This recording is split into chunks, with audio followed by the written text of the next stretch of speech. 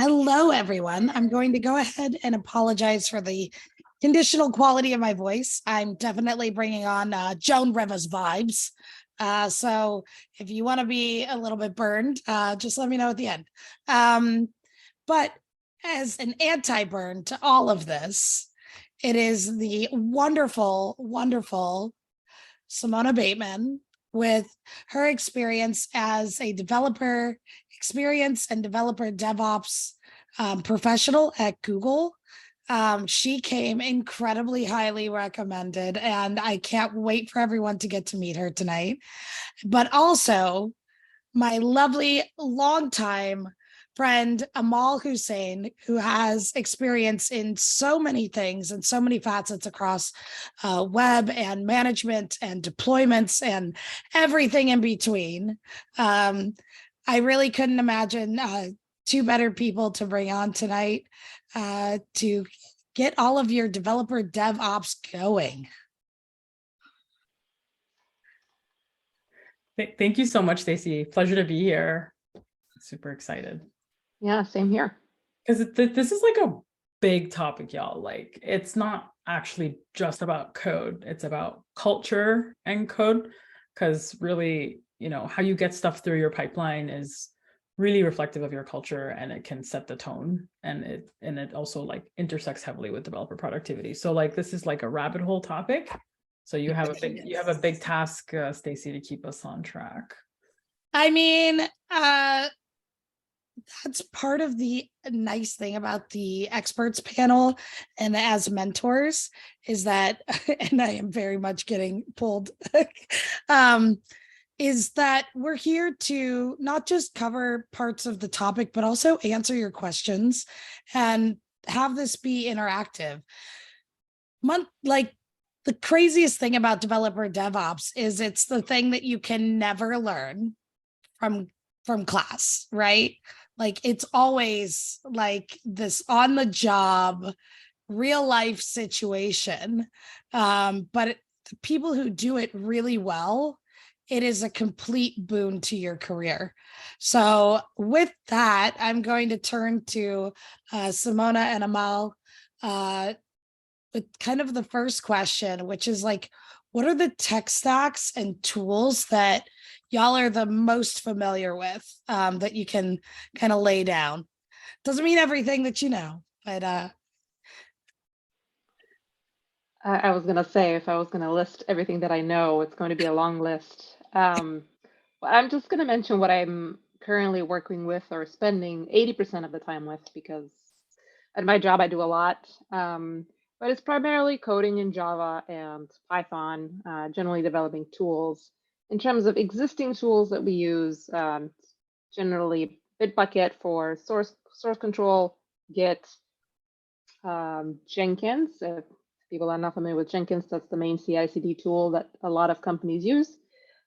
And I'll just kind of stop. Oh, and then I was going to say Artifactory as the main like artifact repository storage system.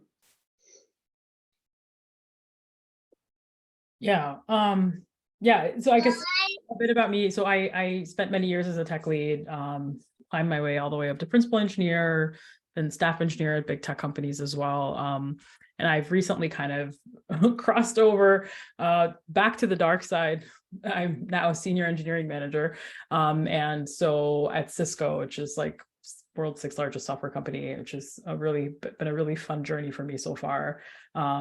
I left Stripe right before all the layoff craziness because it got really crazy. So good timing on my part, I guess, landing somewhere before the Stripe layoffs. But I was a staff engineer at Stripe before that, a principal engineer at a big ag tech startup called Indigo before that. And before that, I was at NPM and I was at NPM throughout the GitHub acquisition. So I've kind of spent a lot of time working on distributed systems, all like full stack, kind of gone up and down the stack, been a manager, been a lead. Really happy to be enabling teams again as a people leader, but also very hands-on, obviously. So with that context, like for me, I've kind of really done it all. I've worked on all kinds of CI tooling, like everything that Simona described as stuff that I've worked on throughout my career. And it's interesting, companies like Google and other places that I've worked, like, right, like you have a lot of internal tools, right? So sometimes it's like the internal tool, and Google is like best in class, I think, across the board, I think, for internal tools. I don't know if they're still number one, but they have been number one for a long time.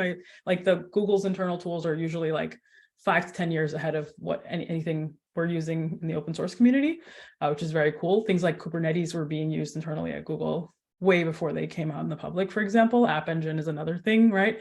So it's interesting to see how like big tech companies use internal tools, and eventually they become useful enough to open source, because, you know, open sourcing is like, there's lots of benefits for companies to open source like their tools and technologies.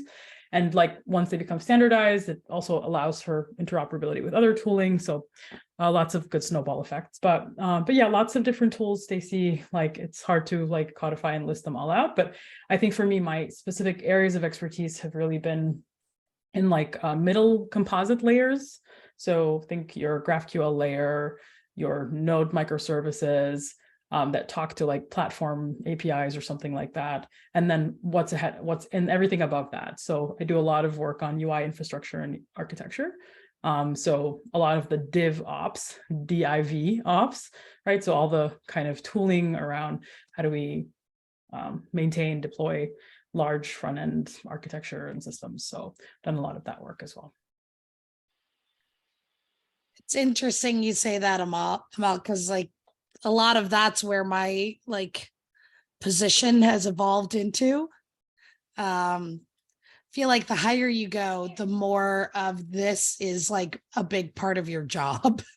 Because every time you save, you know, a minute on a build, you've saved, you know, hours of developer time a week.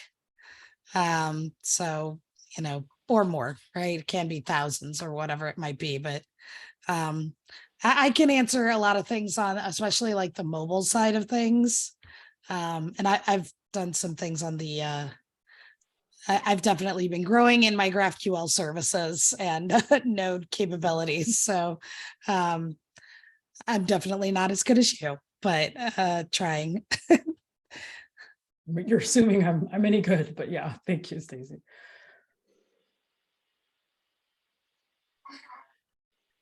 So what I wanted to kind of start with is like, we've said the word CI/CD. What does that mean? Like what action, like I know we have the words, right? But like, what does that also encompass to you, Simona and Amal? And I can start. By definition will be lame. Let's put it that way. Continuous integration, continuous development. Going from code to production and all the tools that help you go from point A to point Z, we'll call it Z. So all that entire path, everything from A to Z is CI/CD. Yeah, absolutely. And to kind of build on Simona's definition, I'll kind of go into the why continuous integration and deployment, right? What do those things even mean? How do those things even get paired together? What the what?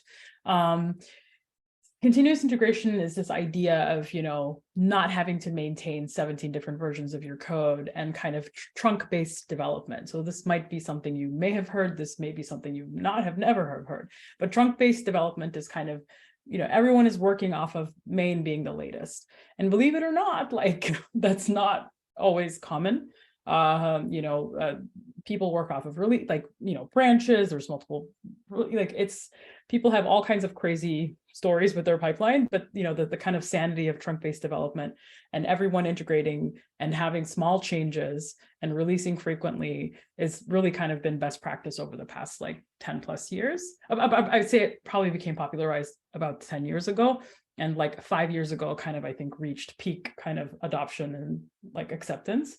But you know, the idea is you want to keep your changes small, because when you keep your changes small, it means like less risky changes, right? Easy to roll back, easy to add, easy to code review, you know, easy to get through the pipeline, right? So think big giant PR, like 700 things going on, it's really easy to like miss bugs or miss, like it's very hard for one human to like code review something that's very complex, but then also like if you merge that giant PR in and then a whole bunch of other changes get merged in afterwards, but all the stuff afterwards is fine, but the one giant PR that got merged in a week ago actually caused a lot of problems, but you didn't notice them right away. It's really expensive to roll that back too, right? So that's why you want continuous integration and ideally small and frequent. And you want continuous deployment so that, you have a habit of shipping to your customers every day and multiple times a day. And the last place I worked, when I was at Stripe, I think there was like multiple deployments an hour, let alone a day, right? And so that's and deployments and releases should be drama-free, right? And how do you get drama-free releases and deployments? You when there's small changes and you have a clean vertical and a pipeline that's just shipping like a nice little factory assembly line, right? Of course, we all know that like it's not as perfect, but so that's the kind of idea behind CI/CD, if that makes any sense. So how does DevOps encompass CI/CD? Like, I know we said developer DevOps, like, but what is that? Like, that's already a truncation of what that actually is. So leave it to y'all. I feel like the term DevOps is and a little bit historical. So it used to be a long time ago, and I didn't get to live through this. Developers wrote their code and somebody else maintained the infrastructure, that somehow things got deployed, but there was no in between. There was nobody that actually told developers, hey, this is how you can actually go from your code to this infrastructure that we've built for you. So DevOps became basically a team or an organization or a concept that built the bridge between the two. So now you have really developers who also do operation related things and maintain infrastructure or directly interact with infrastructure. And basically they help to bridge that gap between developers who don't know anything about infrastructure and infrastructure folks who don't know anything about developers. So I'm just going to go with that definition of DevOps. And it's becoming very, very popular because companies are realizing the huge benefit and improvements that DevOps teams have brought in terms of developer productivity and continuous deployment, continuous integration, right? Going from a deploy once every 3 months to several deploys an hour. Yeah, plus one on that, Simona. I think to kind of just add to that, to build on your answer, it would be, DevOps is kind of short for developer operations, right? So, and what are operations? Well, why is that different than software development? Well, it's kind of really all the stuff around managing your infrastructure.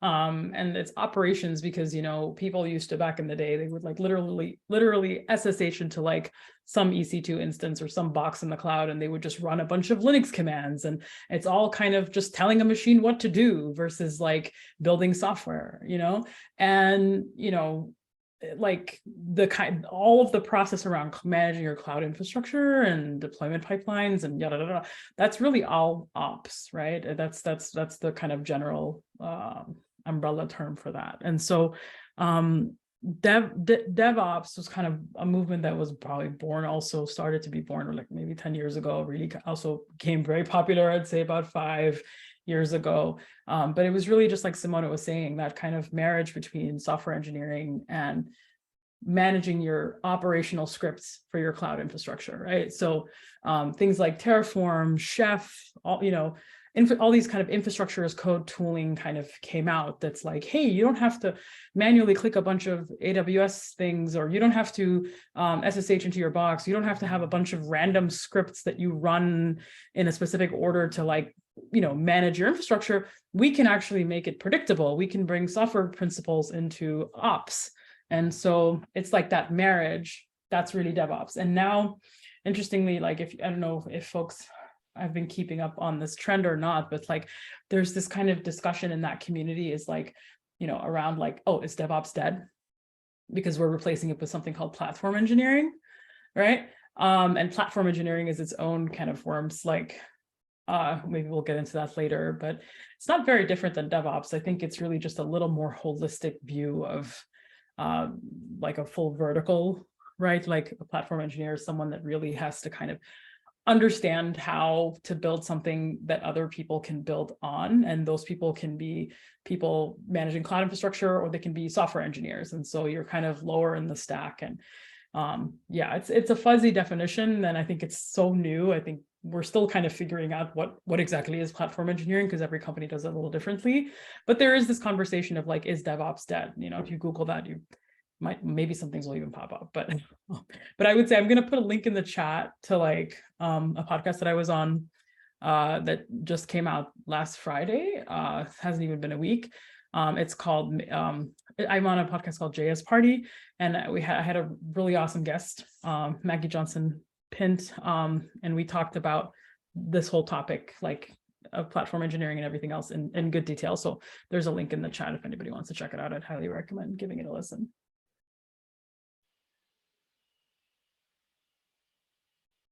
Yeah, that's kind of an interesting thing, because like it's also like one of those things where DevOps is different depending on what your tech stack is and what your goals are, right? Like I also think of it not necessarily as like developer operations so much as developer optimizations, right? Like that's the whole piece, right? Like something Simona's probably familiar with is like, doing remote caches, right? Like, and setting up so that even if you're building on your local machine, you have a remote build cache so that you're not, having to move with every new change and like rebuild all your cache system, and your build takes twice as long, right? Like, or longer in some cases. Or even like process optimization. So adding some of these other things to those like cached operations. So, and then like, how does that all work together is very dependent on the platform and like how you do your CI/CD. Like, okay, how do you then make that part of, your builds on your remote systems, right? Like, it's a whole like different ball game with every new tech stack for what is developer optimizations. Like, how do you make deploy really seamless? How do you make it really fast? How do you make it really performant? All this stuff, right?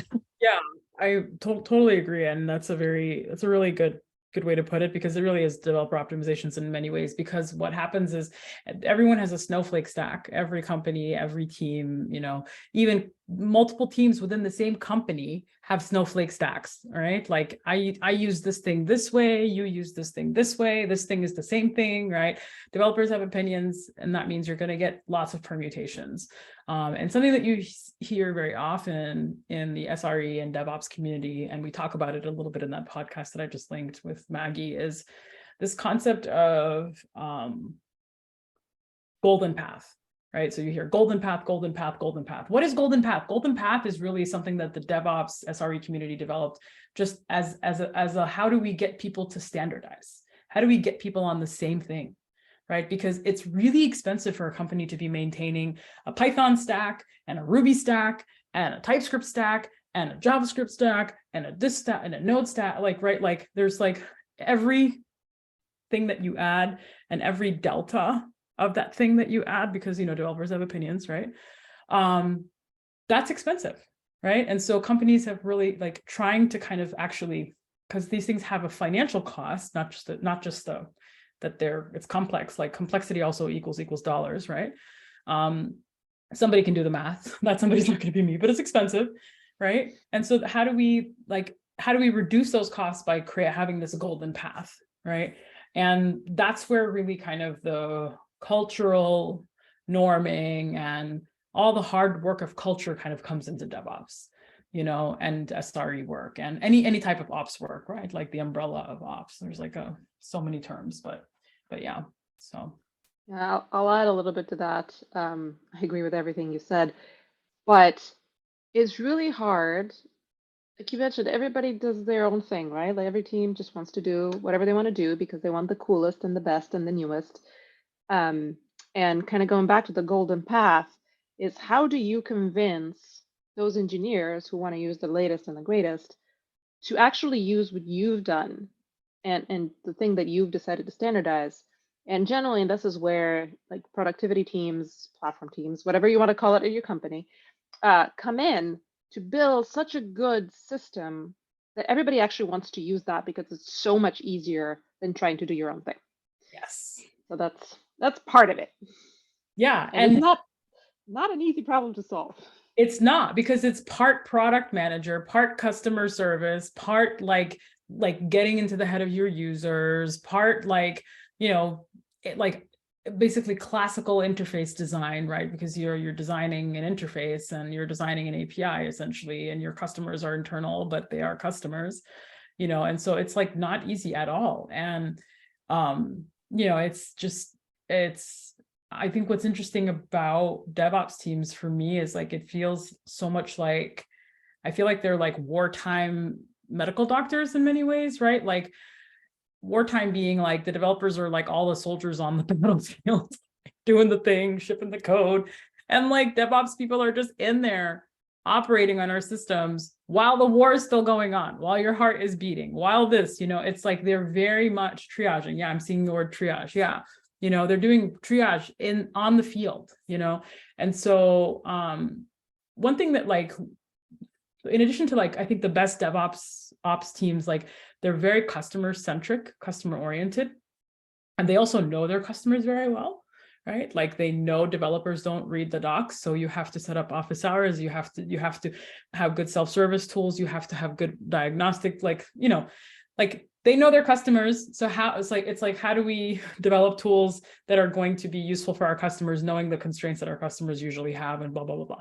There's that. But I also think like what we don't think about enough is like, we don't have a lot of empathy as software engineers for our ops teams, because quite frankly, they're under a lot of stress. The people that are responsible for, keeping google.com up and running, like the Google SREs, people who are up, keeping, sites that have millions of traffic up and running 24/7, think about the people that manage bank servers. I mean, we write the code, but then, the kind of work to keep that up and running, and right, SRE being site reliability engineering. I know we talk about that in the podcast that I linked as well. And there's some good resources and links in the show notes. But like, we don't give them enough love.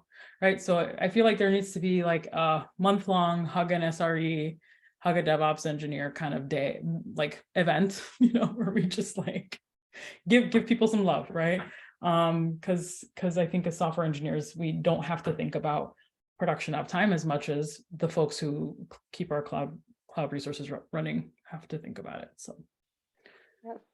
Speaking of Amal, so I came from a background of just, your typical software engineer just writes the code, whatever, uses some other tools that other engineers created.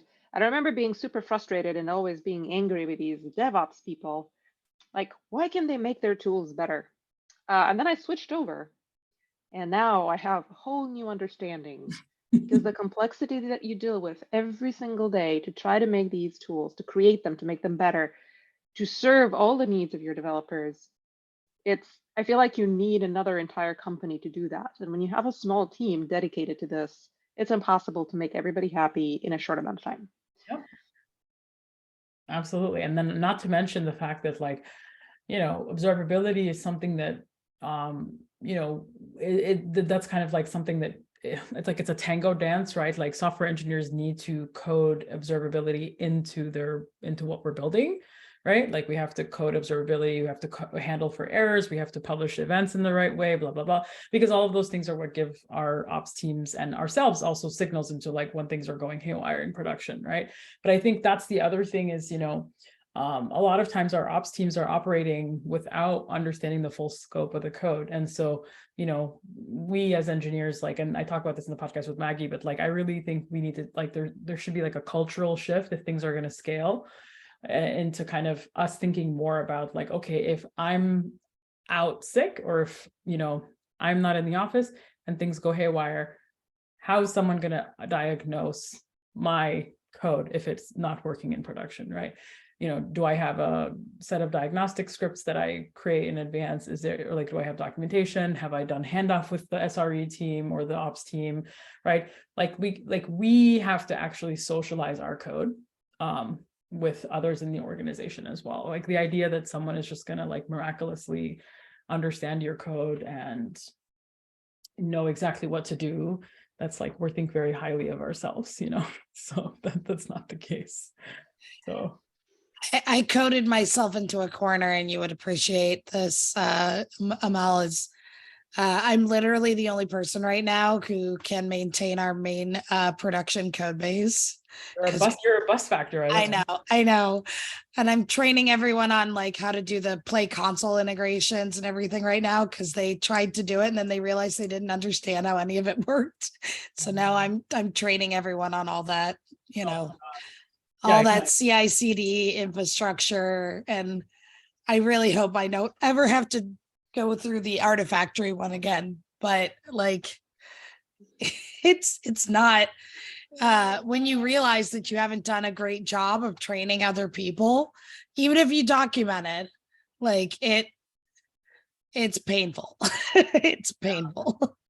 Yeah, no, I get that. I was going to say, I think what Simona brought up is something that is like a way to kind of mitigate that a little bit is, you know, if you can spend a rotation on an ops team, as if you're a software engineer, you know, like if you can spend like 6 months or a quarter or even a year, right? Like doing work and rotating your way through the stack, like that's like time you're not going to regret spending, because as when you come back into a software engineering role, not only will you be supercharged with new superpowers and you'll have like a deeper clarity and understanding of how things move through the pipeline, but also like you'll have more empathy and understand like how to build better code for your internal customers, right? Like Simona was saying, and also just how to just also have just generally empathy for that other human, right?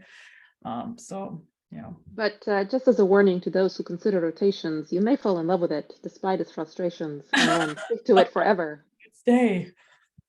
Yeah, I don't think I could move back. I think now that I've been in this field for 5 years, I love it so much. I feel like there are always problems to solve, really hard ones, and it's just never ending. You know, you solve one, there's another one, so on and so forth, that you never get bored. So I don't think I'm going to leave this field for a while.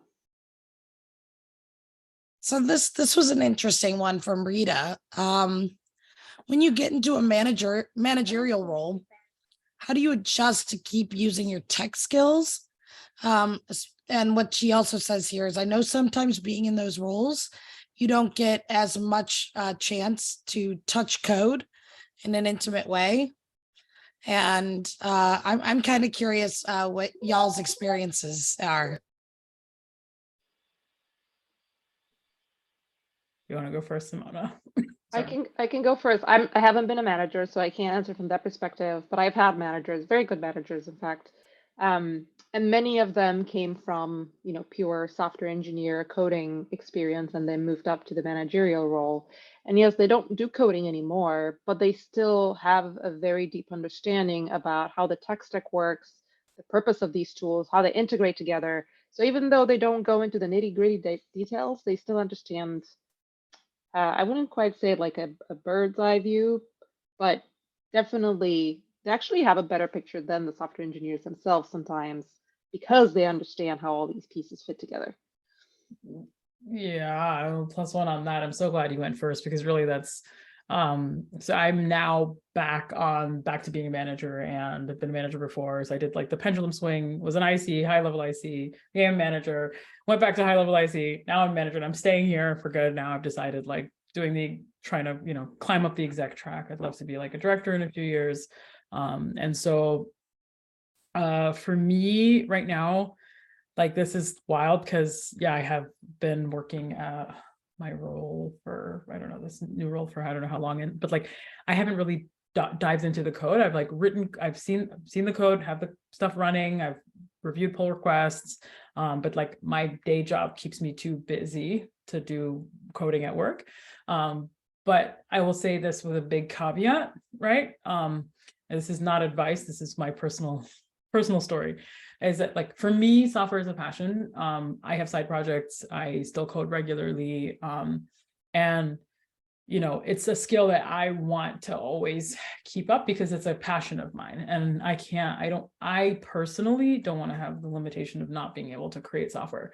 I think at some point in my career, I'm not going to be able to create the world-class software that I can create today. And that's okay. Like, you know, because I've accepted that, like, I'm actually way, way more valuable to a company, even if it's my own company or my own startup in the future. I'm more valuable on the strategy and engineering leadership side than I am a hands-on keyboard coder, because I actually make 10, 11, 12, 15 engineers productive in a given week. And that's way more than I could have done as just a single IC. I actually still work on software problems, but through people, right? And orchestrate. And for me, Simona, like, I couldn't agree with you more. Like, I feel like I actually have way more of an understanding of not only the bird's eye view, but, you know, I'm on a full stack team, or I lead a full stack team. And, you know, sometimes my platform engineers don't know as much about the front end, or my front end engineers don't know as much about the platform, but I actually know, like, everything, right? And I know what is moving at any part of the stack. And that's, you know, just because as a manager, I'm orchestrating a lot of that work. And as a leader, I'm orchestrating that work. And so not only do I know what the team is working on across the stack, but I also know, because at the level that I'm at, like, you're aware of what's happening organizationally, right? You're on those big product roadmap calls, and yeah, you know where things fit in. And so that is really, like, it's one of those things where you have to kind of give up one thing for another. And you have to decide what that thing is going to be for you. Is that thing going to be, are you interested in solving deep software problems? And are you interested in becoming a high-level technical IC? Or do you want to just stay a senior? Because a senior software engineer is like the one level that you can stay in for the rest of your life and no one is going to bat an eye. But if you're hungry for more, then you can become a staff engineer, you can become a senior staff engineer, you can become a principal engineer, you can become this engineer, that engineer, you can work at a small company, big company, like you can take on a small CTO role, you know, whatever it is, right? So there's so many things that you can do, but you have to decide, like, what types of problems excite you and how do you want to solve problems? Because I can tell you, as a manager, I'm solving infinite problems, but they're not all in the code. They're all the things around the code. Like, I help get things into my team, like help get the right things into my team's way and the wrong things out of my team's way. Like, I'm orchestrating and managing stakeholders, I'm managing all the inputs, you know what I mean? And so I'm, like, literally carving and clearing the path for, you know, 15, 12, whatever number of engineers. And so, like, right, that's very different, but not any less valuable than, like, the work of a software engineer. Like, it's, you know, we're all equally important, we just have different roles, right? So yeah. And I'm gonna add to that, good managers, and I'm gonna point here on good, because not all managers are good managers, but good managers do exactly what you said, Amal. They make sure their engineers have a free, clear path to do what they're supposed to do, and they're not being encumbered by whatever technical issues, other team issues, customer issues, whatever. Yep. Air cover, a lot of air cover. Mm-hmm.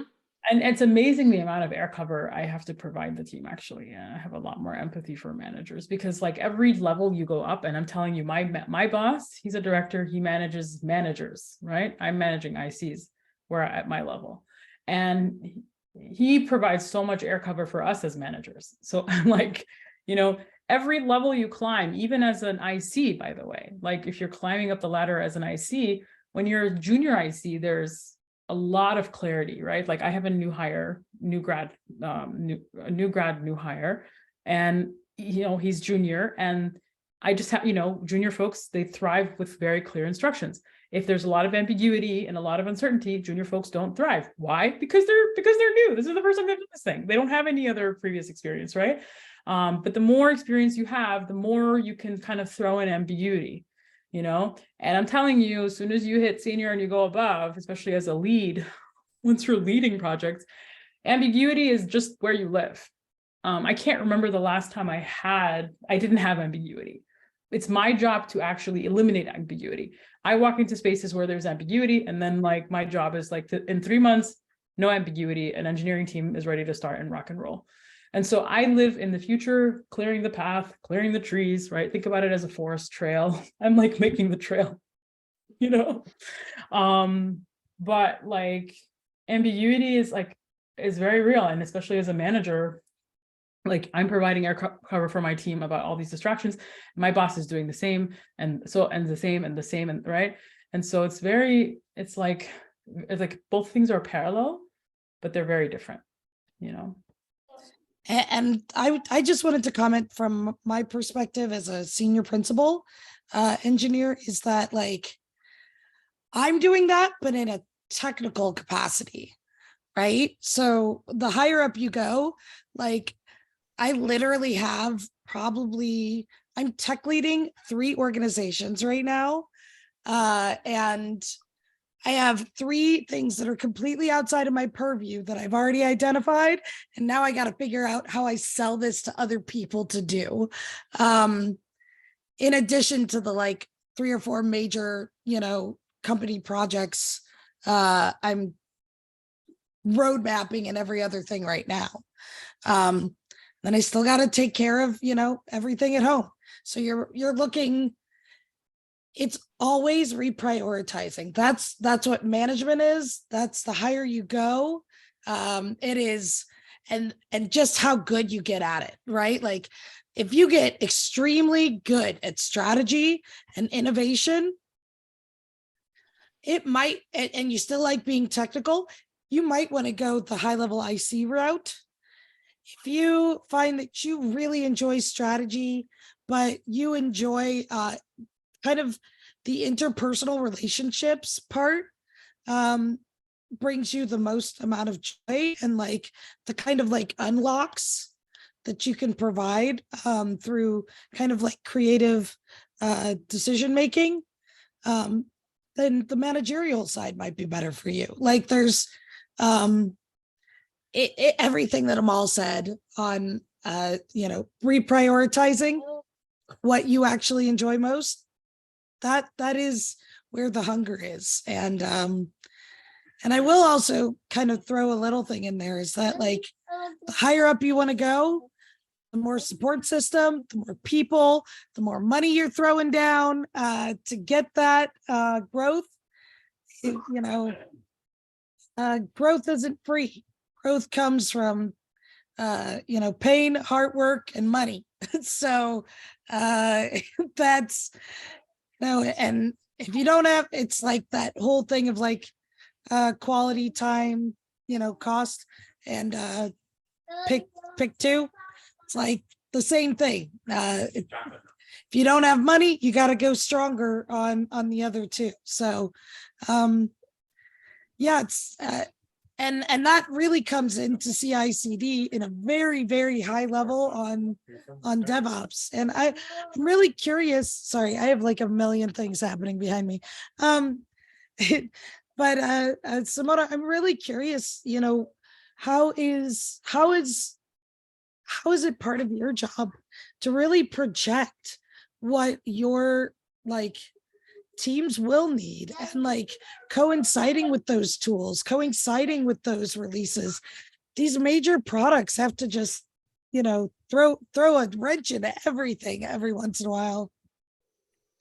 Yeah, that's a hard question. And especially, so a little bit of history here so that everybody can understand. I actually come from the Fitbit DevOps world, and Fitbit was acquired by Google, so now it's part of Google. But as we come in, we have our needs and our engineer needs, who are all still working on the Fitbit stack. But at the same time, we also need to move to the Google stack. So you have this very precarious balance of, okay, we need to hurry this migration, but wait, we actually still need to support these other folks. So I think classic, I know, right? Very, very typical. So I think for us, we are lucky right now that we have a team, I wouldn't say super big, but enough that we can do a little bit of both.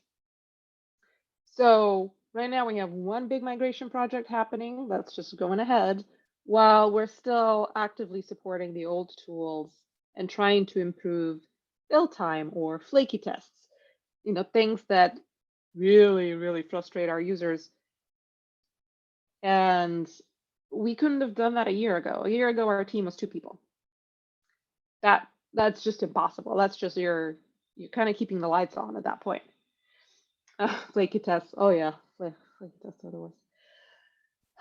I could go on that. I actually had a talk on that at the recent DPE summit. So Flaky tests are so much worse than you think. By the way. Honestly, like I could go on a whole tangent on this. I'll give you the Twitter version, but they create distrust in your tests, and they create like people just hate like the CI/CD pipeline. They hate pushing. They hate it creates it's like a pea, the princess and the pea.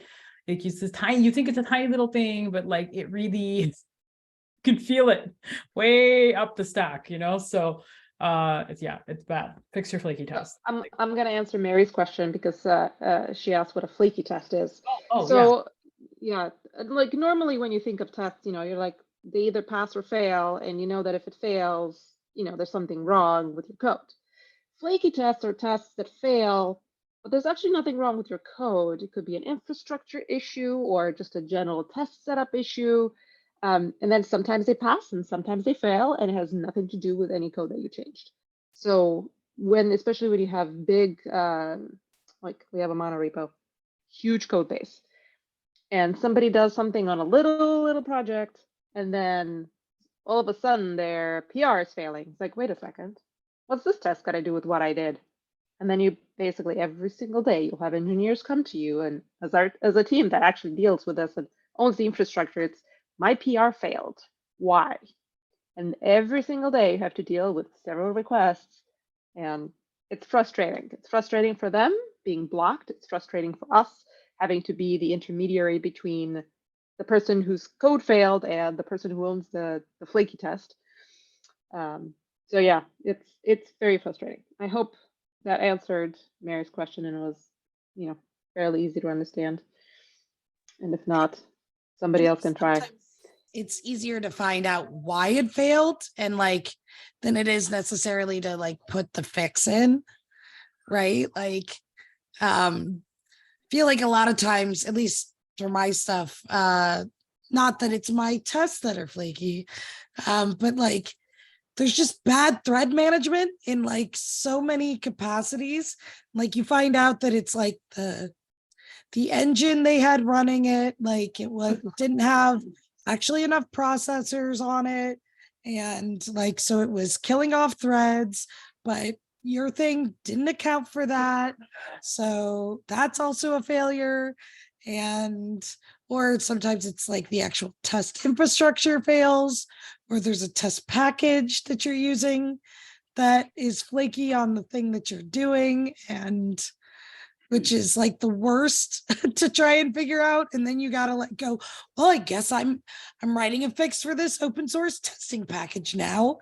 And that's. Yeah, but most of the time it's not the open source testing package. It's someone just either just that most of the time they don't understand that the test that they're writing is going to be flaky because asynchronicity is hard.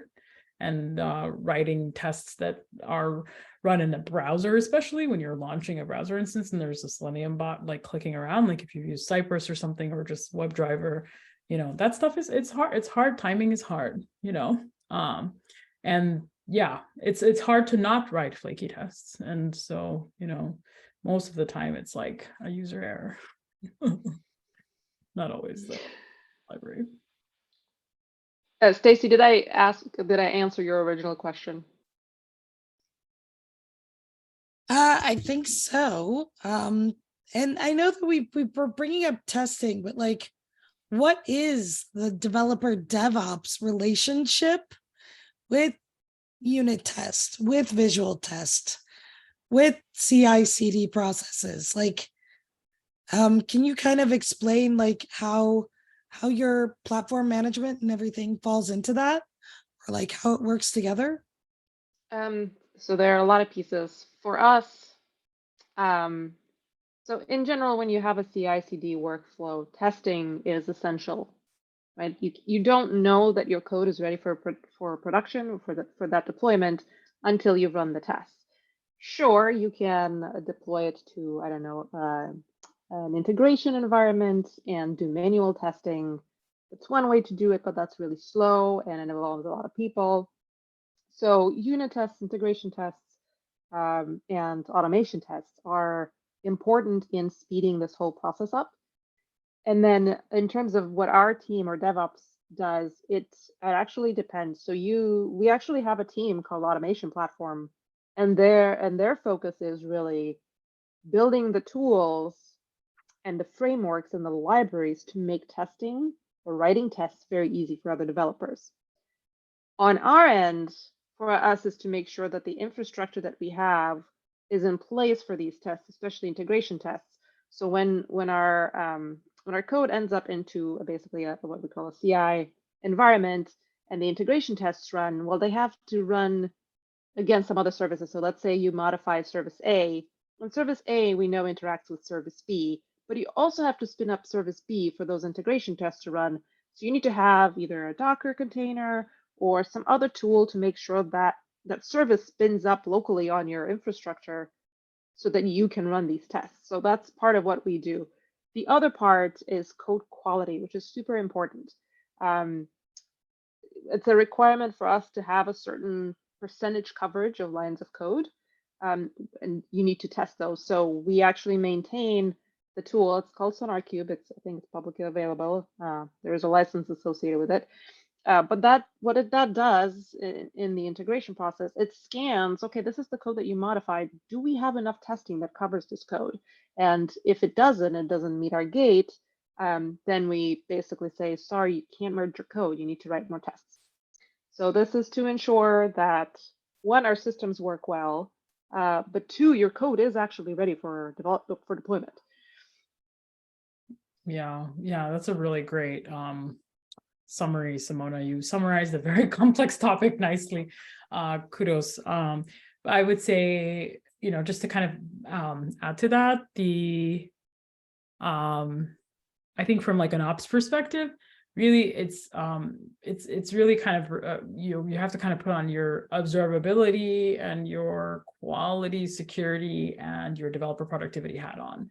Observability, because you want to make sure that developers have access to see like what's running, their test reports, outputs, why things are failing, etc. Productivity, because you need to, in an ideal world, especially if you're managing a large code base, you have hundreds and thousands of tests potentially, some units, some integration, some end-to-end, and like the difference between all of those is like a whole different panel, I'd love to talk about some other time. But so you want tests to run fast. And why you want them to run fast is you want them to run fast because you want to make sure that you don't get developers too much out of their flow, right? There's a flow. And so fast feedback is good. You don't want somebody to find out like 20 minutes later that they broke this one thing, right? So how do you segment? How do you slice? How do you like have libraries so that you're running a subset of tests and whatever? Like there's a whole art science that's going to be different per code base, but and per like CI tooling, but you want tests to run fast. And then security and quality hat, because you're like Simona said, like your tests that's your canary in the coal mine, right? That's how you know when things are broken. So you want to make sure that like people get that feedback when things are broken, and people can't merge code if tests aren't passing. And also security, because you want a gate, right? Like not only do you have to make sure that you're not breaking anything accidentally, but you also, in an ideal world, want to make sure that you're meeting a bar, of test coverage and whatever else. And then you can use, they're not really considered so much security focus, but really linting tools and tools that analyze static code through ASTs. ASTs are abstract syntax trees. So like when your code, like const, name equals Amal, like that little line, when it's like interpreted by a compiler, it gets broken down into bytecode. And then there's like tokens that get generated out of that. So it knows this is the name of the variable, this is the string. Then there's a tree. There's an actual like tree that gets formed, so that like that's how the compiler knows how to process your thing, and it like follows a very standard format. And so abstract syntax trees is like a whole other thing. But basically, like the way static code analyzers work, like SonarQube, like someone was quoting one of them for Java, like they analyze your code, right? So there is a security element there. But for me, I consider that a form of a test, right? Like it's sort of testing your code for adherence to the linting rules and the standards that you set up as a company and as a team. So those are all kind of things that like, that's how kind of tests, I think, really intersect with the ops world. So I think we've done like a really good job explaining like all these different facets of what you can do as part of like DevOps work, especially like as developers and like in service of developers. But I was kind of wondering along the lines of what Emily just said, can we talk more about like some common tools? Any differences between size and maturity of the company? Like, I think of a good example of companies using like GitHub Actions and Circle CI versus running things on the Borg at Google, or even just doing a Kubernetes kind of whole system, or just even, you know, some of the setup stuff that you might have with Jenkins, right? Versus being able to use some of these pre-builts. So it's kind of curious, like where are your thoughts on some of the tool chains, and like, you know, how does this work also maybe with some of the serverless innovations that have come along? And not to make the question any longer, but also maybe like some buckets for the different types of tools. I don't expect to know every single tool, but a tool that satisfies this bucket of work, a tool that satisfies this bucket, maybe some alternatives. But for me, it helps to hear some of it. That way I can kind of shove it into some scaffolding and then learn more about it as I go. Wow, that's a very complex, long question. Let's start with I think we should start with the bucketing. I think that's important. Agreed. And then I'll add some, I'll let Amal add other ones because I may be missing them. So first, your code compilation and just building your code, creating jars. That's very language dependent. For Java, for example, you have Maven, you have Gradle. Maybe you can use Bazel, but I'm not sure. For Python, you have Bazel Pants. For Go, gosh, what do you use for Go? You could use Bazel. I don't actually know. And I don't know anything about Node or JavaScript, so I'm going to let Amal answer what tools that could be used for that. But that's just generally the one bucket. The second bucket is source control. Where are you going to store your code? Store your code. Also, are you going to use Git? Are you going to use, okay, I'm going to mention something with like SVN, Perforce. Are you doing some sort of C# related codes? Because they have their own platform there. So, you know, GitHub, Bitbucket, I don't actually know what else is out there. Then you have your artifact storage, right? You create binaries, you create Docker image for your code. Where are you storing that? Could be simple things like a GCS bucket, could be Artifactory, could be something in Google Cloud like Artifact Registry or Container Registry. Then you have the actual automation tool, which is what runs your jobs, where do your processes run that actually build your code and deploy your code and, you know, upload your jars to your artifact storage. That's where like Team CI comes in, or Jenkins. And if there are more, I don't know them, but those are the ones that I'm familiar with. Any other buckets that you can think of? Yeah, so once your code is on the cloud, you know, it has to like it's living on a cloud resource, and then for your front end code or your any static resources would live ideally like on a CDN. So you'd have kind of a different distribution model based on what type of code it is. Like backend code is living on a server somewhere, and front end code is usually also living on a server somewhere, but typically deployed to something like a CDN, which is like a cloud cloud distribution, cloud delivery network, I think. And so, or yeah, believe so. Somebody Google that for me, actually. It's been like forever since I've had to think of what does CDN stand for. I think it's Cloud Delivery Network, but I could be wrong. So essentially a CDN is it's like a distributed hosting service for your front-end code.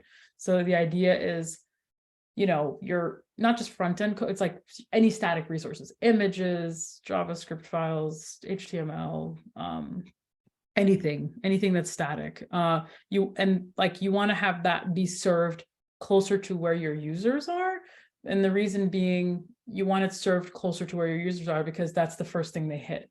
Like you need the HTML and the JavaScript and any static resources to come and hit your, like imagine when you go to a website, right? You open cnn.com. All this stuff needs to load, all the static JavaScript and whatever needs to load first before you can then say, okay, go do a bunch of API calls.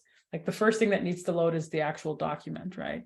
That document is typically served from somewhere that's closest to the users. That way they, like, if you're in India and you're downloading something from like, you know, US West 1, like West Coast on the US, like that's going to be a lot slower because it has to go over the ocean a few times versus like, let's actually just have folks in India down, like when they come to a website, let them download their static resources from somewhere, like a server that's closer to them. That way it doesn't have to go over the ocean, right? And for many of us, I imagine most of us are based in the US or North America or in Europe maybe, but we're very lucky because, you know, we're using the internet as an American or someone in the West, you know, most of the time companies are catering to us and the servers are closest to us. But I can tell you even major websites like github.com, right? So think about all of our fellow developers in other parts of the world. GitHub.com, and before Microsoft acquired them, I'm pretty sure just maybe even less than 3 years ago, like it was a horrible experience for people living in India and Asia because they actually, like all their stuff wasn't distributed. You know, so can you imagine GitHub.com being slow? That sucks, right? I wouldn't want to do my job, right? So it's stuff like that where like your code architecture and your distribution model actually also really heavily intersects with inclusivity, you know, and like making sure that you're making your tools and your sites and your applications accessible for people all over the world, right? Not just like English speaking Westerners, right? But yeah, now that's like a different rant. But yeah, Simona, I think you did a really good job with the buckets. Like that was solid. I want to add the quality testing bucket as well, because sometimes you need additional tools to make sure that, you know, your code is covered. Like I gave the example of SonarQube for Java. I'm sure there are others. There's another one with a Jacka code test report. We use that, but I don't remember what it's for. So I feel like that's another bucket. I think the next question was, how do these common tools, what are the differences based on the company size or maturity? I feel like, Amal, you're going to have a lot more experience on this one than I do. Yeah, I don't know about that, but I definitely have thoughts on this. I'm happy to share and jump in. So basically for me, it's really like when you're thinking about your teams and your companies, like you really like what type of company are you? Are you a Google? Are you a big enterprise that has multiple, like millions of customers and millions of users? You know, and like hundreds and thousands, like, you know, thousands of developers and thousands of internal like people, like, right? Are you that category of company, a Microsoft, a Google, a Cisco, or whatever? Or are you like a medium to small? Or are you a startup? Or are you a one person, like, you know, one person individual contributor that's working on a side project, right? Like all of those are about, like, believe it or not, like big company to like, you know, Emily Ritter, just like deploying her personal blog site or whatever. You all are doing the same things. You're putting stuff online. And so the difference is just how many resources, how much horsepower is in that Ferrari engine that you're like, or like is in the engine, right? Behind you, right? You have like thousands of world-class engineers like helping build that thing online, or is it just you, right? Maybe you're just one world-class engineer. That's very valid too. So but really, like as a company, the smaller your company, the more you want to use off the shelf tooling. A term that you may hear sometimes is build versus buy, right? You don't want to build everything yourself, especially if you're a startup. You want to spend, like as a startup, like your goal is, I want to get things as quickly Like I want to get things in front of my customers as quickly as possible in the shortest amount of time so that they can give me feedback and then I can continue iterating, right? So anytime you spend not showing stuff to your customers and not getting feedback is like really expensive when you're like a small company. And so you don't want to like reinvent the wheel. You don't want to create a bunch of stuff that exists from the open source community. You don't want to spend time creating an authentication service and like creating a CI/CD pipeline and doing a bunch of custom stuff. Like you actually want to pull a lot of stuff like that's turnkey and off the shelf. And so even like platforms like Vercel, or there's so many different like little hosting platforms, Fly.io, like DigitalOcean, Heroku. There's a lot of platforms that will make your deployment, code management, infrastructure a lot like very, very turnkey, right? And so you don't want your developers spending time on things that like you can buy, quote unquote, right? And buy doesn't always necessarily mean financially buy, but it also just means like, can I use an open source tool?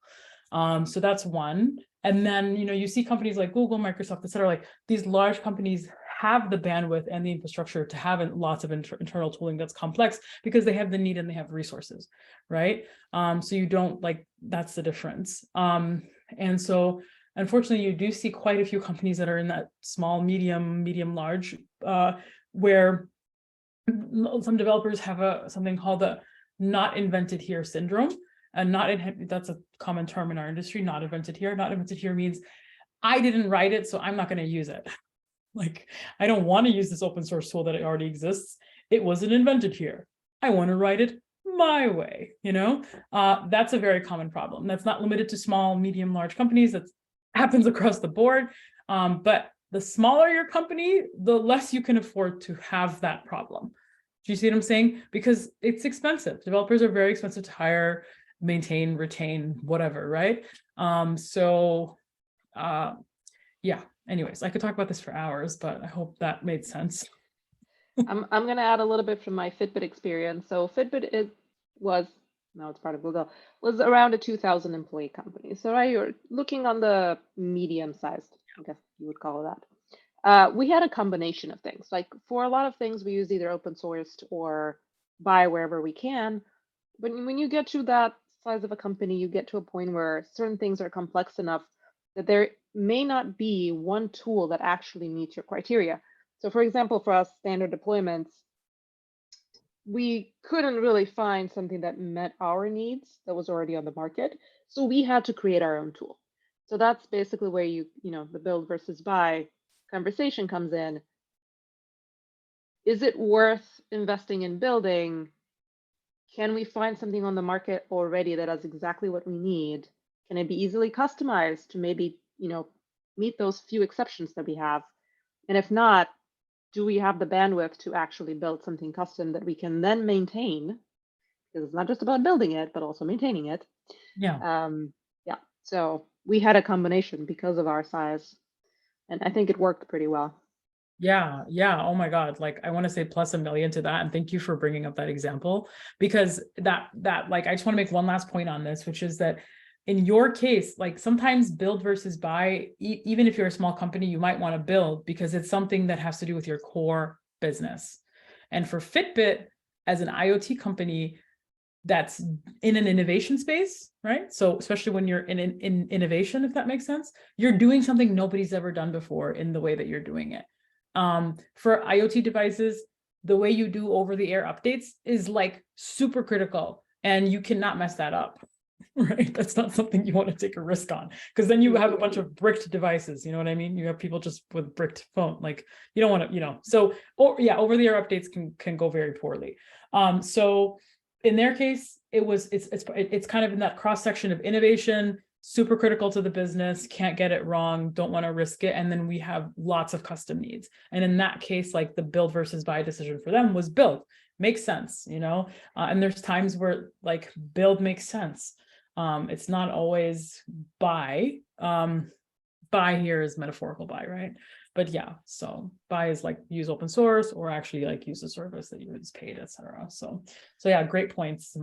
I was actually going to give one more example of build versus buy, and that was since we were talking about flaky test earlier. We had originally built our own flaky test detector which we had to maintain. And then we heard about Gradle Enterprise, if you use Gradle in Java, and they had their own flaky test detector, and it turns out that this is better. So we kind of gave up on our own custom build tool and we bought, even though we had already built. So there's that too, right? Like, you know, just because you build something doesn't mean that you shouldn't buy, and vice versa. Yeah, absolutely. And I would also just add, like, a lot of these open source tools have really, really like evolved to have nice plugin interfaces. And what we're also seeing now is specific DSLs for some of the build tools. Like the tool has a language, it has its own DSL for that whole build system. So That's like domain specific language. yes. And it really does make a difference. Like my team is not particularly large, but we do have a lot of custom, custom plugins. We do take advantage of DSLs. And it's only because it makes our individual lives better to make it more seamless as a development experience and more reproducible. So you don't have to be a giant team. I'll go ahead and say my current Android team has never been more than like 13 developers, including myself. So, it doesn't mean that you have to have these massive teams to make it worthwhile.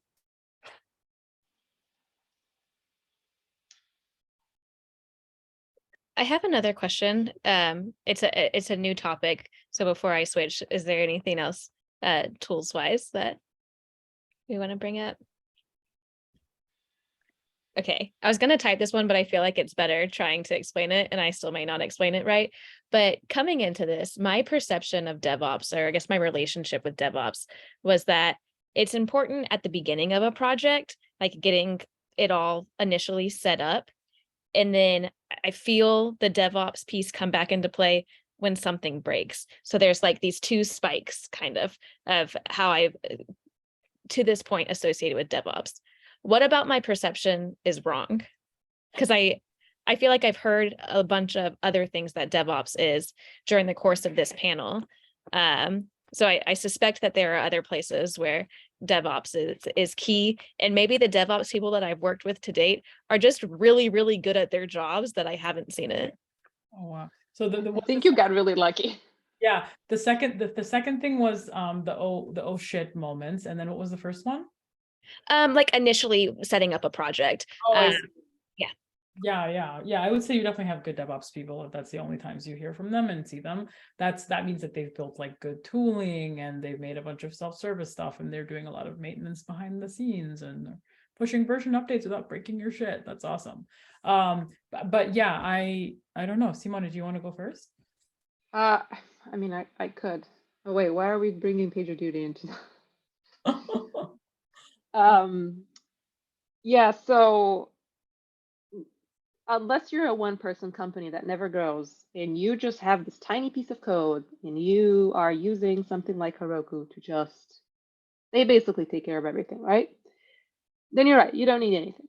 But as a company that's growing with more source code, with more languages, with more complexity, with more engineers, the more you need DevOps, because you still need to do improvements. You still need to build custom tools or plugins, depending on customer needs. And like Amal said, I think you got really lucky because we get questions and requests and things all the time. It used to be that, oh, my build's going fine, and we don't hear from anybody for like 3 months, 4 months, and then all of a sudden it's like, I've kind of noticed that my builds are slower now.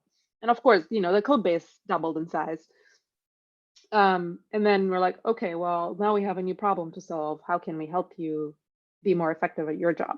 So I don't think this ever actually stops as long as your company continues growing and you continue writing code and you continue being successful as a company. Yeah, I mean, yeah, +1 on that.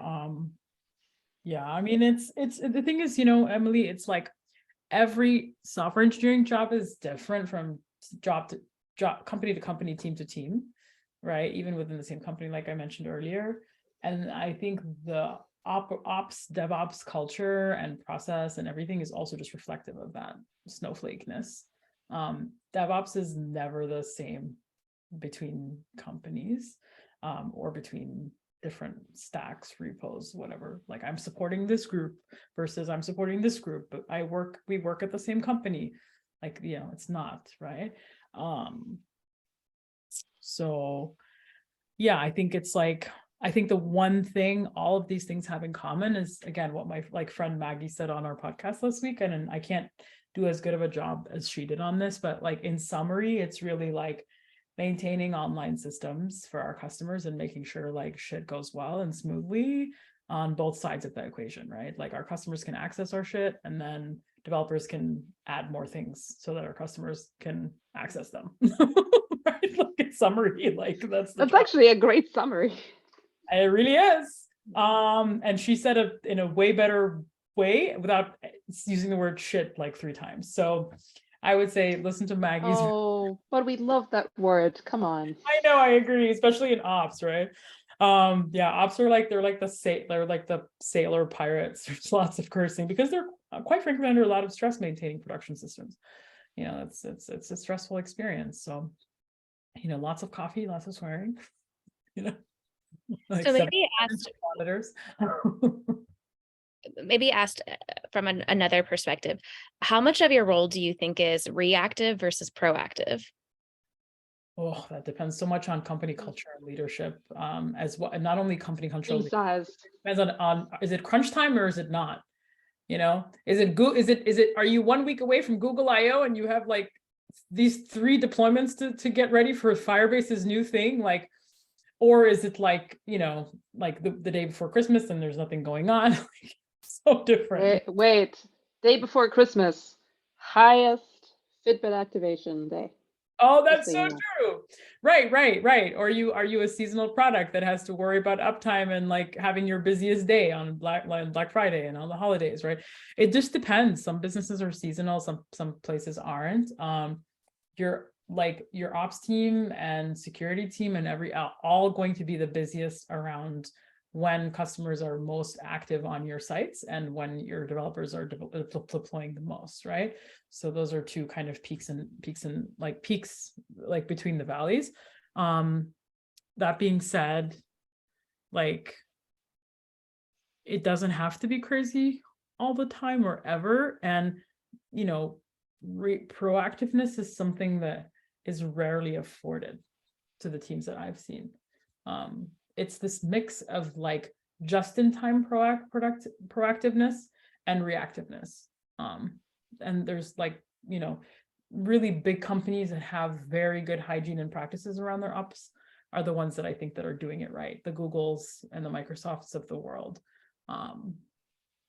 But like most other teams I've been in, it's like public health and reactivity.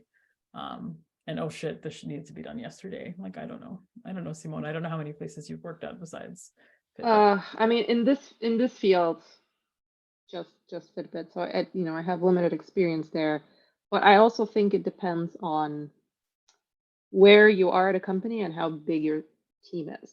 Yeah. We've gone through phases. We've gone through the phase of, well, our infrastructure sucks right now and everything is failing and we don't understand why. And we're basically putting out fires for 6 months in a row, super reactive. Going to, okay, well, we've worked for the past 6 months to stabilize this infrastructure. Great, it's stable. We've put out all the fires. Oh, now we're kind of calm. Let's think about what are the issues that we've had. How can we prevent them in the future? Let's come up with projects and ideas and work on that. And then you have for some odd reason, all of a sudden, we're a 1-person team for like 3 weeks, and then you're a 2-person team. And then you don't actually have time to work on any proactive stuff because you just don't. It's just 2 of you. So yeah, I think it depends. Like right now for us, we're a good sized team. I think it's about 6 of us right now. And for the most part, we are doing proactive, like we're thinking about future projects, how to be more efficient, how to help developers. We always have one person on call that usually needs sometimes somebody else to kind of come in and help if necessary. So I would say we have a good balance right now.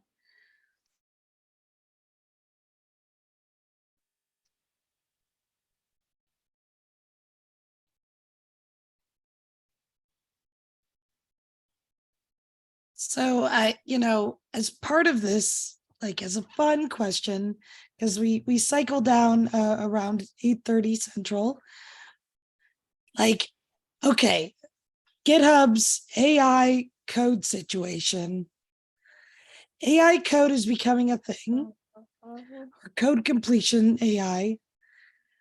Where do you see AI coming in for DevOps and CI/CD in general? Testing or any other part of the infrastructure? I've never even thought of that. That's brilliant. Yeah. I mean, I think from my understanding with GitHub Copilot, I don't use it day to day. I have used it in the past. I know people who use it. It's really actually just making you more productive. Like the robot's not there to take your job. It never will. But it's about making your work more productive and making you work faster, right? So instead of having to Google the same thing 100 times in the past month, you have a predictive algorithm that's there to kind of help you shortcut that Google search. How do I center this div? Well, like you can see the cheat code to center the div without having to center the div, right? So it's very useful. I think it's like TBD, like with where it fits into ops. Like I don't know how much kind of infrastructure as a code. I don't know how much Terraform and whatever chef code. I don't know how much of that is like well serviced or well covered by something like GitHub Autopilot. I don't know if you know, Simona, but I don't. I've never used Autopilot. I generally use Google, and I mean, even things like VS Code will have certain libraries and things that help you out. But you're not allowed. You're not allowed to use Autopilot at Oh no, I'm not. Of course not. Yeah, I mean, and same thing for me. We're not allowed to use it. It's because we have proprietary software, right? I work at Right. like world's 6th largest software company. 80% of internet traffic routes through our hardware and software. Like, right. We can't, have third-party systems like that. Oh no, unless I want to get fired. I don't. Yeah. Or sued. Same. So I guess, yeah, it depends on the company, but that's a good question. I don't know. Minor detail, right? Exactly. Right. Yeah. But I want to say that I was going to add the little helpful plugins, because I feel like Google's doing that a little bit. Like we have our own internal IDE, really, that's built on top of VS Code, but it's still our internal IDE that has its own tools integrated with everything else that Google has and gives you tips and kind of helpful little things, especially when it comes to things like specific Google, sorry, I can't, the code defaults or code best practices. Yeah. Google's very adamant about us following code practices, Yeah, and like you will have tools that are like, nope, you yeah, got to re-edit this. Like linters. Yeah, almost like linters. Yeah. But what I would actually, in the world of DevOps, what I would like to see AI is more of a monitor type thing. I mean, yes, we have logs and yes, we have monitoring, but can we have something a little bit more intelligent that can actually learn from the data over time and tell you things a little bit earlier so that you're not reactive, so that you are more proactive about issues? I think that would be a cool thing to see. Yeah, I think Especially 'cause that's actually something that my friend's company is sort of working on. That's the exact thing that you just said. Stanza, the podcast that I've been referring to this whole time, Maggie, one of my really good friends, she's the she's one of the co-founders and heads of product, and one of her co-founders on the company is the guy who literally wrote the Google SRE book, Niall Murphy. Yeah. Mm-hmm. Yeah. So yeah, Simona, you should listen to that podcast too. I should. Wait, is that the JS Party one or a different one? Yeah, no, it's JS Party 1. Okay, great. It's called Making Sense of Production. It's episode 250. Okay. I will have to listen to that. I do feel like the JavaScript people always get to party. So is that really just a thing? No, it's just a weekly celebration of JavaScript and the web and software engineering. And no, it's just a fun podcast. It's like we're just very jovial, but we get very serious and very nerdy about lots of stuff. Yeah. It's not like just us laughing all day long. I wish it was.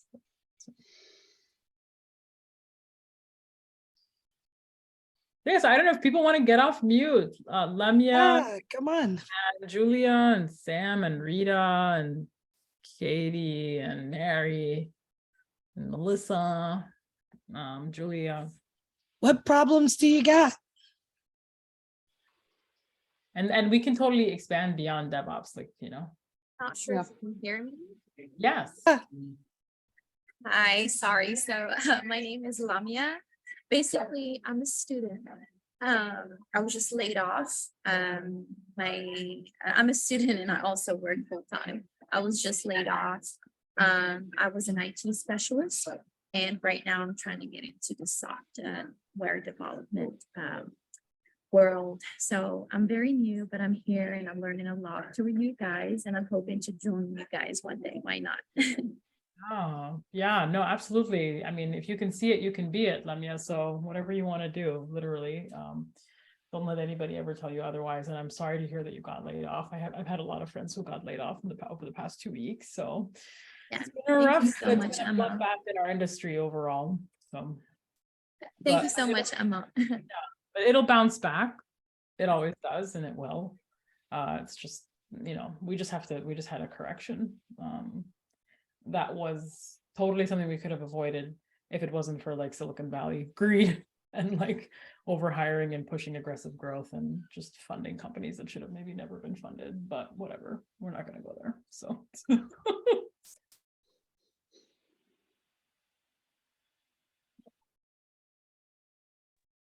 I'm not sure if Go ahead. okay.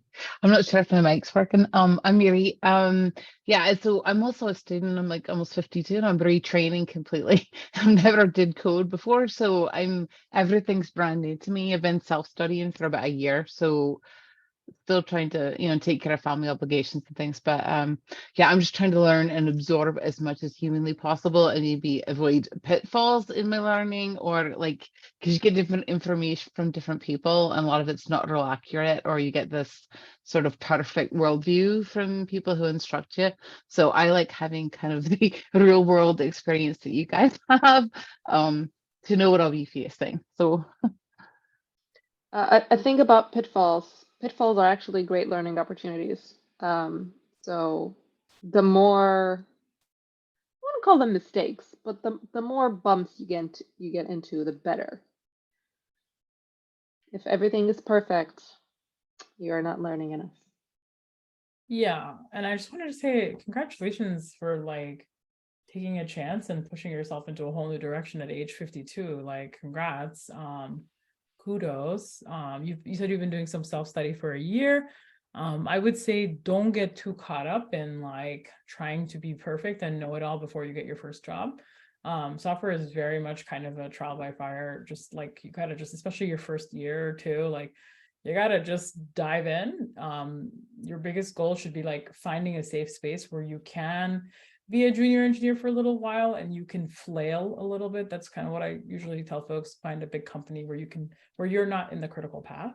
Like, working at like a 10-person company, working at a 100-person company, working at a 200-person company, probably not the greatest place to be a junior engineer, unless they have a very strong culture and they have good leadership that's there to mentor you and they're not going to pressure you, right? But you want to work somewhere where you have room to grow and no one's really expecting too much of you, and the company's investing in you with the hopes that you will level up and then the return on their investment will pay off, right? That's the deal. That's the contract with junior engineers or new engineers. So Yeah. kind of if you can Sorry. get yeah, if you can get your foot in the door and get some start, if unless you have done that already, but like, don't be afraid to just jump in, like, because like no one knows, like you learn everything you need to learn usually at your job. On the company level, don't discount consulting companies. They don't necessarily pay as well, but they generally tend to invest a lot in their junior analysts. They're called analysts, I don't know why, but they're basically developers. They invest a lot, and exactly as Amal said, they will give you the leeway to do a lot of learning because you're not in the critical path. Usually you will be put on teams with other more senior people. So yeah, that was actually my first job after school. So I learned a lot. Yeah. Yeah. Consulting is a really good way to cut your teeth early in your career for sure. Because it's like a high exposure to problems. And that's like the way people really level up in their career is like, how many different types of problems have you been exposed to? Because once you learn and you see the patterns and you're like, I've solved this kind of problem, and I've solved this kind of problem, I've solved this kind of problem. And then you see a new problem, and then you're like, oh, I haven't solved this problem, but this part of the problem is similar to something I've done in the past. And this part of this problem is something like, and then you bridge the way and you figure out how to connect those dots. And then magically the problem unlocks itself, right? And that's experience.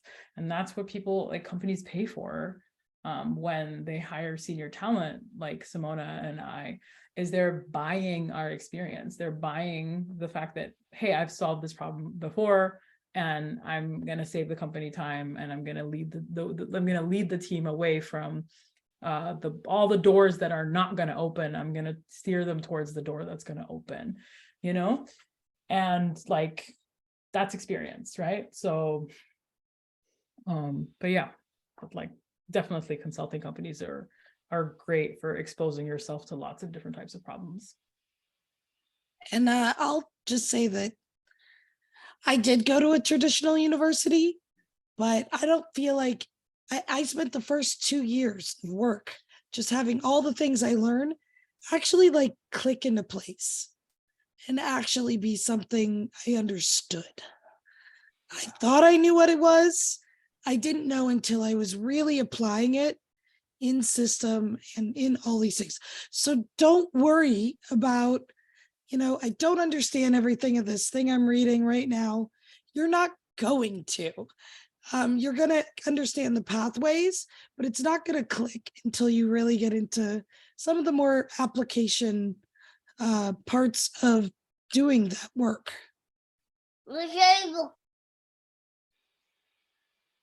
I have a question. This is Rita. Just to kind of go along with what you were just talking about, that's kind of where I'm at right now.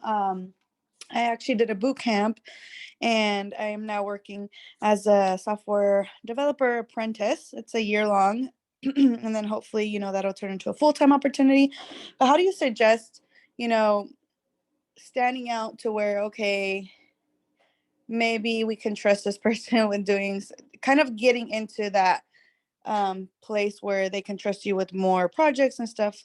Obviously, we want to start small, and it is a pretty big company, so it's a good place, I think, for me to start learning. But how do you gain that trust, or how do you go about getting to that place where they can start assigning you small tasks? So I'm going to give it a really quick advice here.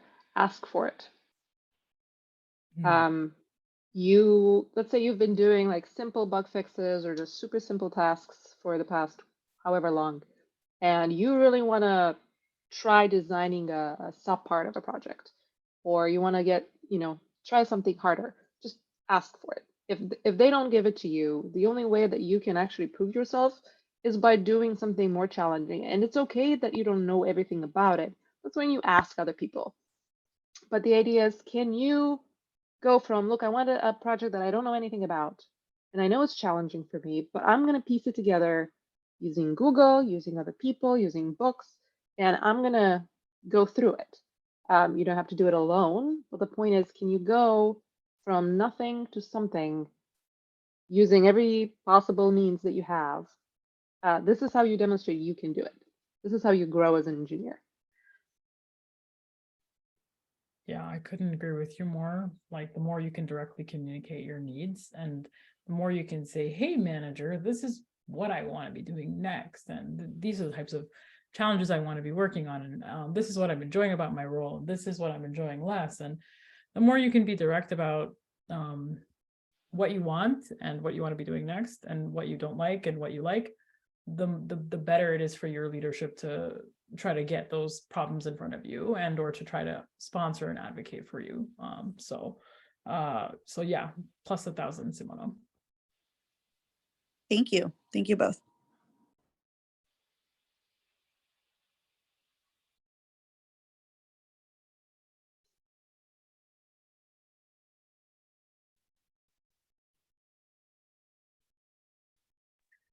Anybody else have any like kind of burning questions, career or like tool that you started using and liked?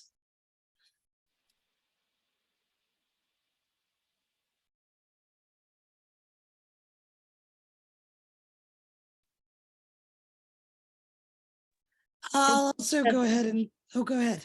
Sorry. In terms of like logs and stuff, we're switching from New Relic to Datadog. I heard some good things about it. Curious if y'all have played around with it. Yeah, Datadog. I have not. Yeah, Datadog is great. Everyone's stack is like Datadog, Splunk, Datadog or Splunk. But Datadog is like way better than Splunk because like they really invested in their user experience and visuals and graphics. It's like insane. They have incredible front-end engineers and also really good product managers. But yeah, Datadog and then Sentry for errors. That's a very common stack, right? So you can use Sentry for error logging and then Datadog for your regular logs. Like, so yeah, definitely great tool. Yep. Used all three. Preferred Datadog specifically for the ability to build out way better custom monitoring interfaces. And, it's really nice to be able to build a page of all the stuff you actually care about. Dashboard. Or build out 3 pages and like have one that's just for the DevOps side, have one that's just for the computational side, have one that's just for like deployment and user management, have one just for the product people so they can see like, hey, uptime's been really good. This page is getting this traction.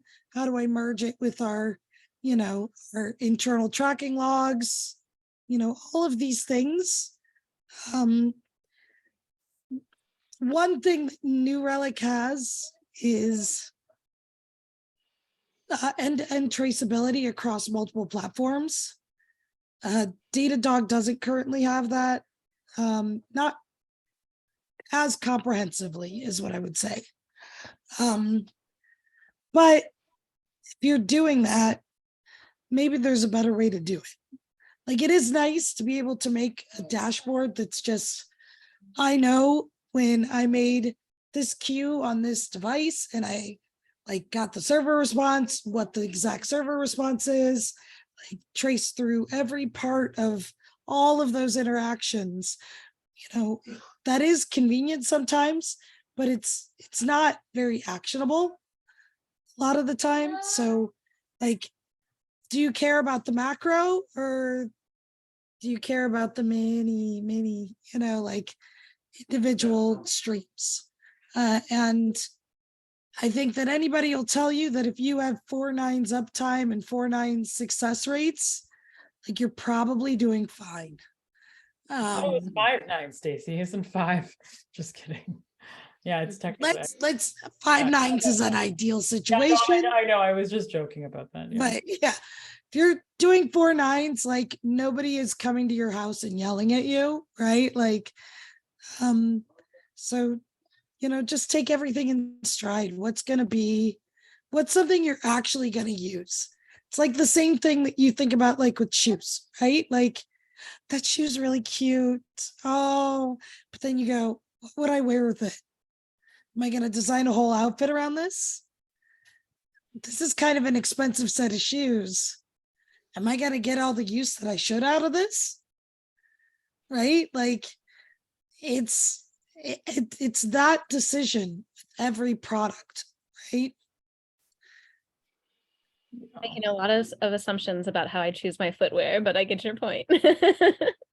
I have a massive sneaker collection. I'm like indiscriminate, just bad.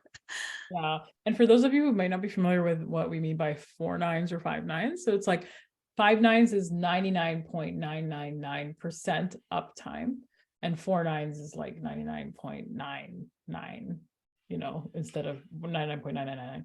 So it's just like, and I think 5 nines equates to like 1 or 2 seconds of downtime annually. That's nothing, basically. So it's just that you have that much resilience in the way your servers and your infrastructure is like built. So it's pretty cool. Definitely a Googleable thing. And like uptime is different from session stability, and For sure. no 404 errors, no cookie failures, no certificates that are, wonky, any of that stuff. Yeah, and I'll add to that. It's not only is it different, but uptime is also one metric that you can't look at in isolation. That's why a lot of companies work toward, or like SLAs are different than SLOs, service level objectives, right? So it's like, like you could be up, but your server could just be returning garbage data, and you wouldn't be able to tell that via just looking at the uptime, right? So how do you actually test the metric and the quality of like what it is that you're doing, right? So yeah, exactly. All right. Well, we've got about 5 minutes left. So I want to turn it over to Simona and Amal. Tell us what you're up to. Tell us where we can find you. And, how do we keep the conversation going? Well, I'm still at Google and plan to be for the foreseeable future. Working on a lot of migrations and making our engineers as happy as they can be. It's gonna be quite the challenge. We've recently made them unhappy with some migration stuff, so a month-long incident. That was exciting. Oh wow. Yeah, that was bad. That sucked. That sucks. I'm sorry to hear that. That's okay. Yeah. So where can people find you and connect with you? I'm on LinkedIn, but I don't really respond to LinkedIn as much as I could. I would probably respond either email or Facebook more than LinkedIn. I don't check my LinkedIn as often as I should. So sometimes there's like 2 months in between my checkings. But Facebook Messenger, I'm on at all times because I talk to friends. Okay. I'm like really horrible. Like, so I have like actually a real big network, like actual network, not just like an online network. And then like as an engineer, I just stopped using LinkedIn because it just got really annoying. I kept getting recruiters, and now I'm a manager again, and I'm just like, oh, I have to go and update my LinkedIn and start getting active on there. Like, oh, because hopefully we'll be starting to hire again in January, and I'm just like, oh my God. So I guess LinkedIn sometime in the next 6 to 8 weeks when I stop procrastinating, for me. Twitter used to be the best way to reach me. Technically still is. I do check my GMs every once in a while. I haven't been really active on Twitter this past year. Email or my Calendly is a good way to reach me. Like just book like 15 minutes if you really want to talk. Calendly at Nomad Techie, and Nomad Techie is my handle on the internets. You can find me there. And yeah, you can hear me most often on Changelog or JS Party.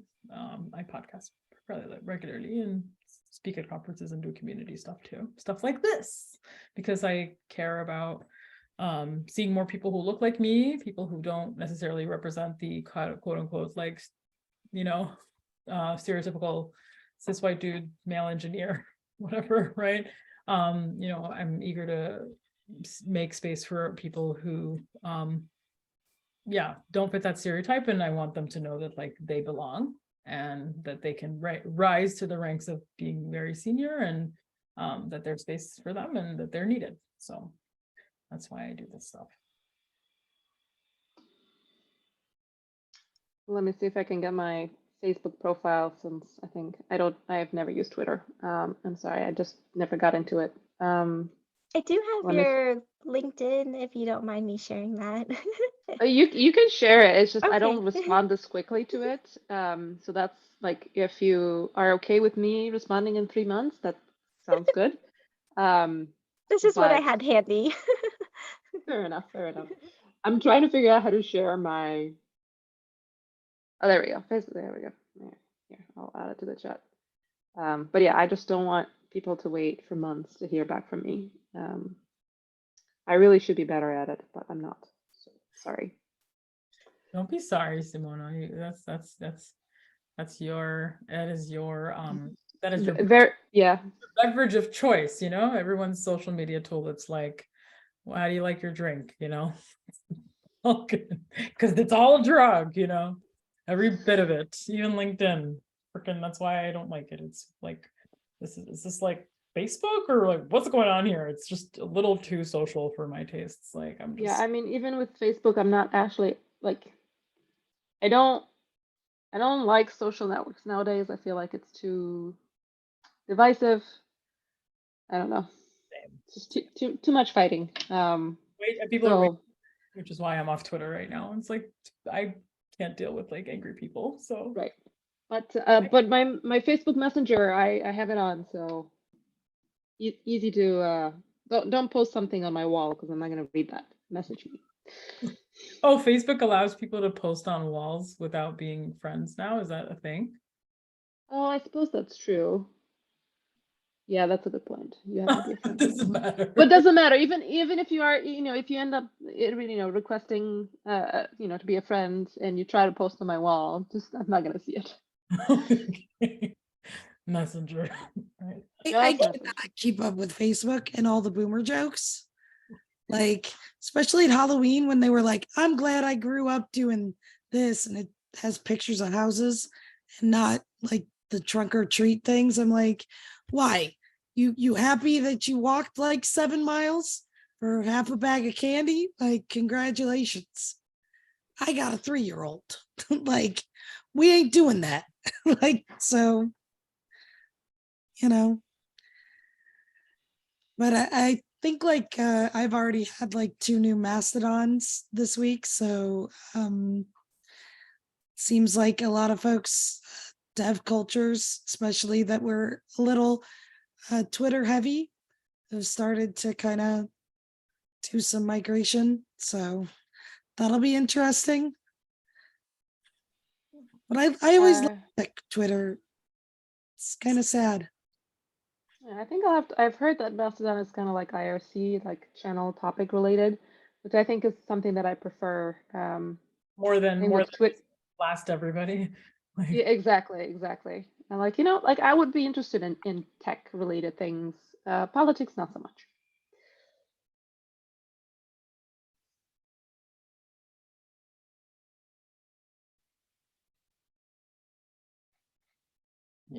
yeah, Mary, it's a good place to follow tech stuff for sure. Like, don't let us discourage you from using it if it's useful for where you are in your career, because Twitter is definitely can be a useful tool and is a useful tool if you just ignore all the like screaming and yelling, you know, definitely can be useful. So yeah. You're welcome, Julia. It's been fun. Yeah. Thank you all. Well, thank you so much to everyone here. This has been fantastic and loved every moment. Yeah, thank you for having me. That was a lot of fun.